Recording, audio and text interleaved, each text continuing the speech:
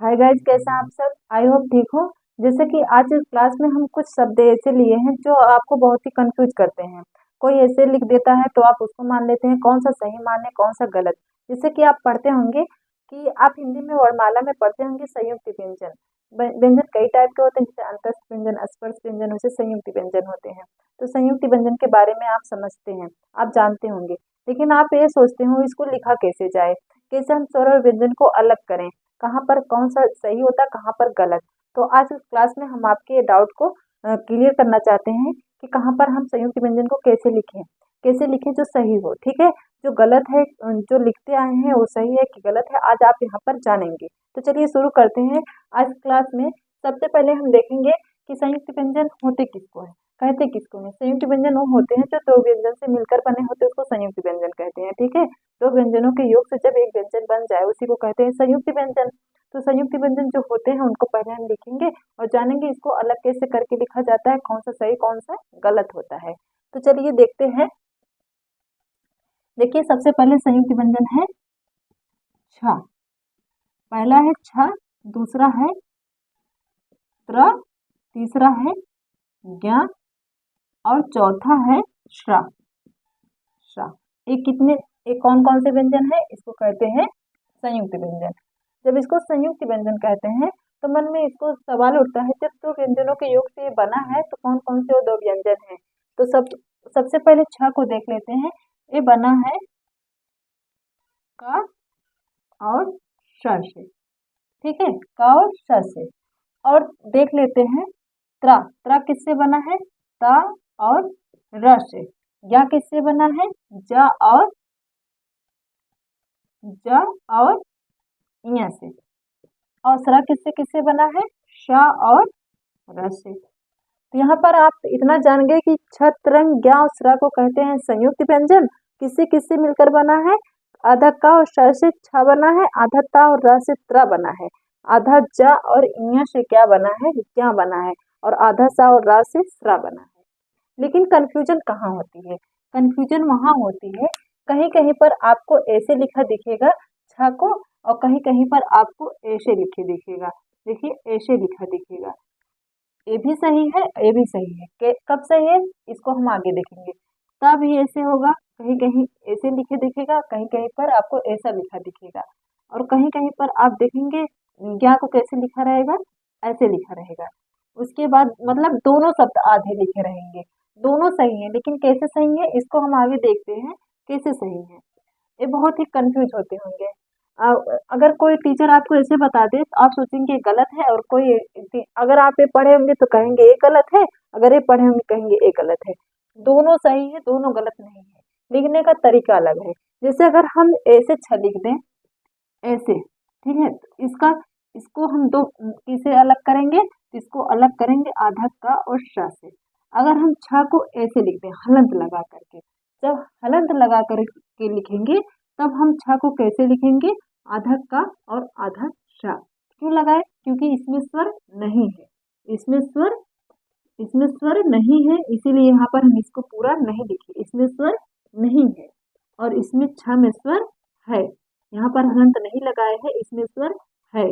जब इसमें स्वर है तो इसको, इस छ को हम ऐसे अलग करेंगे, और अगर इसमें स्वर, इस छ में स्वर नहीं है इसलिए इस छ को हम ऐसे अलग करेंगे।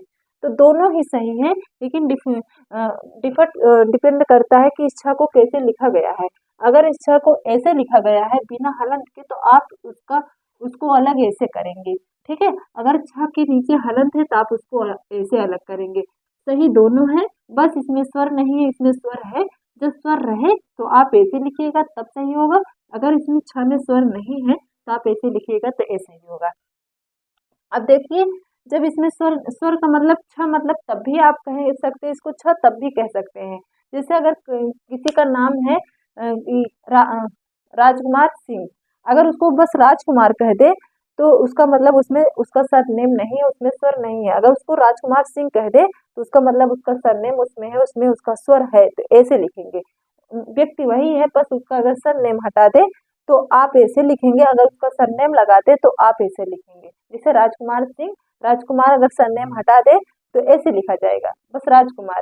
अगर सरनेम लगा दे तो सरनेम लगा दे तो ऐसे लिखा जाएगा और सरनेम न लगाए तो ऐसे लिखा जाएगा। बस इतना समझिए, एग्जाम्पल की मदद से समझिए कि अगर स्वर रहेगा तो का को छा को का और शा ऐसे लिखा जाएगा, अगर स्वर नहीं रहेगा तो उसको जो अलग करेंगे व्यंजन को तो का और शा ऐसे लिखा जाएगा।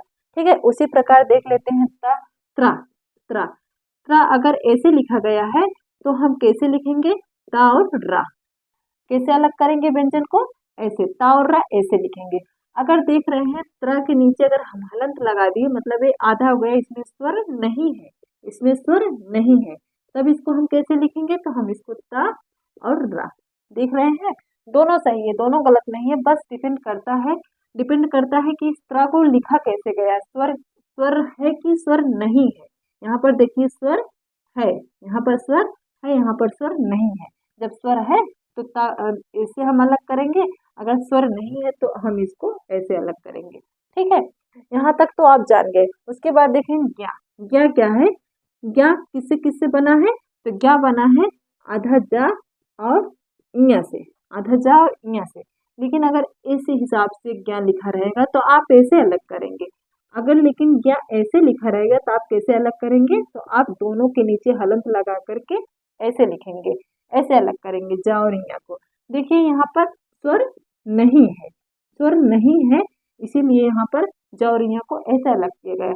यहाँ पर देखिए स्वर है, इसलिए यहाँ पर इसको ऐसे अलग किया गया। अब अगला देख लेते हैं श्रा। चौथा संयुक्त व्यंजन क्या है, श्रा।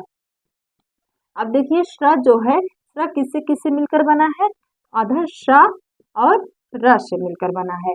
यहाँ पर देखिए इसके नीचे कोई हलंत नहीं लगाए हैं, इसलिए श्रा को ऐसे अलग करेंगे। लेकिन अगर इसके नीचे हलंत लगा दिए तो हम कैसे अलग करेंगे, आधा शा और आधा रा ऐसे करके हम लिखेंगे।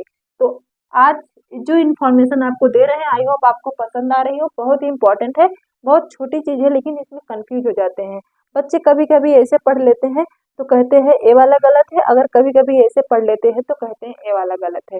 सही दोनों है, बट डिपेंड करता है कि जो ये संयुक्त व्यंजन है लिखा कैसे गया है, बिना हलंत के है कि हलंत के है, बिना स्वर के है कि स्वर के साथ है। ठीक है, यहाँ तक आप समझ गए। यहाँ तक जब आप समझ गए तो यहाँ पर आप देख रहे होंगे कि इसको संयुक्त व्यंजन कहते हैं, दो दो शब्दों से मिलकर बना है। और एक चीज यहाँ पर आप देख लीजिए, यहाँ पर देख लीजिए जो स्रा है, कहीं स्रा को आप कभी भी ऐसे करके नहीं लिख सकते, जैसे श्रृंगार लिखा गया है, ये श्रृंगार गलत है। क्यों गलत है, कभी भी अब अगर इसको आप अलग कर रहे हैं देखिए कैसे अलग होगा, आधा शा आधा रा और उसके बाद फिर आधा रा।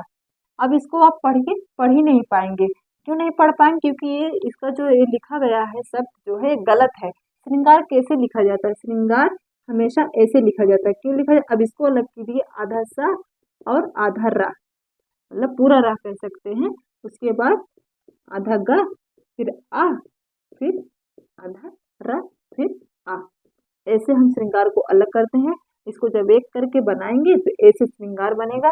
तो ये श्रृंगार सही है, ये श्रृंगार गलत है।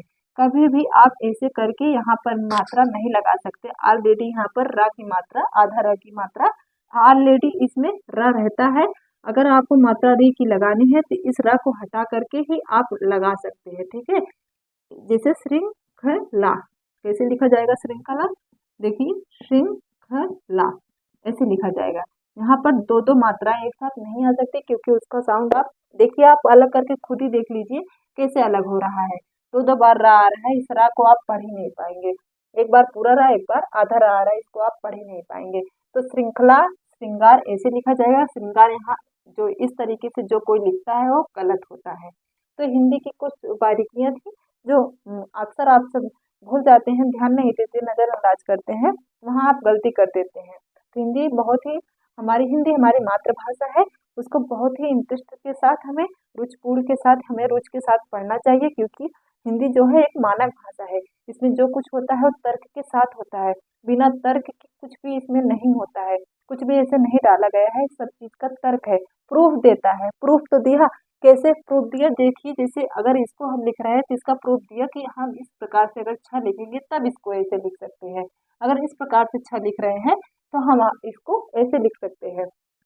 तो हिंदी क्या है, हिंदी एक मानक भाषा है, हिंदी प्रूफ देती है हमें। साबित करती है कि कैसे हम बने हैं, कैसे हमारे अंदर जो शब्द समाहित है किस तरीके से बने हैं, किस आधार पर बने हैं, प्रूफ देती है। देखिए प्रूफ करके दिखाया ना। तो आप यहाँ हिंदी को बहुत ही बारीकी से पढ़िए, गलत मत कीजिए। अगर गलत करेंगे तो उसका पूरा मीनिंग जो होता है वाक्य का वो पूरा गलत हो जाएगा। ठीक है, तो अगर इन्फॉर्मेशन अच्छी लगी हो तो वीडियो को लाइक जरूर कीजिएगा। अगर चैनल पे नए हैं तो सब्सक्राइब कर लीजिएगा। अगर आपको ऐसे भी इन्फॉर्मेशन और चाहिए तो आप कमेंट करके ज़रूर बताइएगा। हम आपके लिए ऐसे क्लासेस आपके लिए ज़रूर लाएंगे। तब तक के लिए पढ़ते रहिए, स्वस्थ रहिए। मिलते हैं अगली क्लास में। तब तक के लिए बी पॉजिटिव, बी हैप्पी।